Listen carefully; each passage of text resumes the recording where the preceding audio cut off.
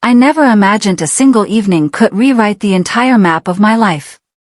What began as a simple dinner, a quiet movie night with my stepson slowly unraveled into something I never saw coming. There was a tension in the air that night, subtle at first, but heavy enough to make my heart restless. Somewhere inside me, that same unease was waiting. And I didn't recognize how close it already was. Because in one quiet, irreversible moment, I learned that some lines, once crossed, can never be erased. That summer felt endless. The house stood still, caught between sunlight and silence. My husband, George, was always away. Another business trip, another late-night call that sounded too casual to be questioned. Our marriage had become an arrangement. All structure and no soul. Days passed like clockwork. Nights felt heavier, longer. Loneliness became something I could touch. Then Liam arrived. George's son from his first marriage. 21, searching, polite, the kind of young man who carried his uncertainty like a second skin. He was supposed to stay for a few weeks.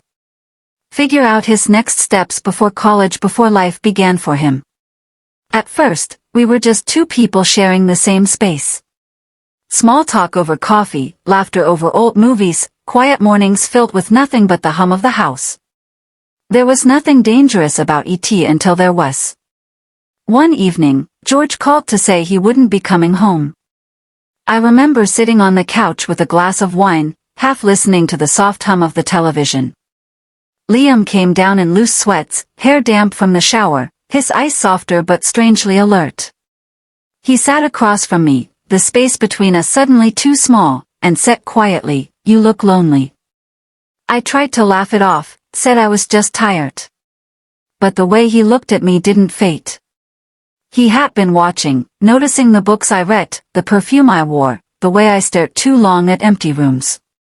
His attention began to feel heavier, sharper than he said ET. The one thing that broke the fragile silence between us.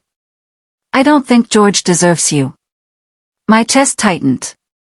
I told him to stop, to not say another word. But the truth was, a part of me didn't want him to. That part had been asleep for years, starved for warmth, desperate to be seen. And that night, in the dim glow of the living room, we talked. Really talked about the things we both buried too deep. His need to belong. My slow fading into invisibility. The conversation turned into confession. And confession became something more dangerous. When he reached for my hand, I didn't move. When he whispered my name, my resistance trembled. When his lips touched mine, the world went quiet. Morning came with its cruel light. Guilt seeped into every corner, heavier than the night before. I told myself it was a mistake, something that could be forgotten. But Liam didn't let go.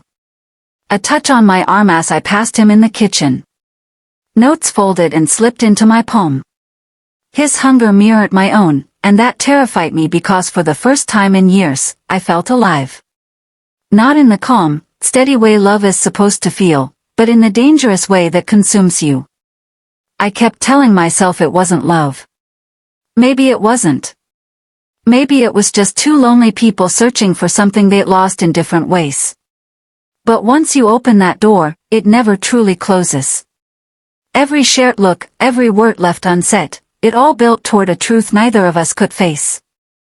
And even now, when I walk through this house and hear only silence, I can still feel the weight of that night pressing against my chest. The memory doesn't fade. It lingers, alive, waiting. A secret that lives between two people who should have known better and didn't stop. Some moments rewrite you completely. And no matter how hard you try to move past them, they never let you go.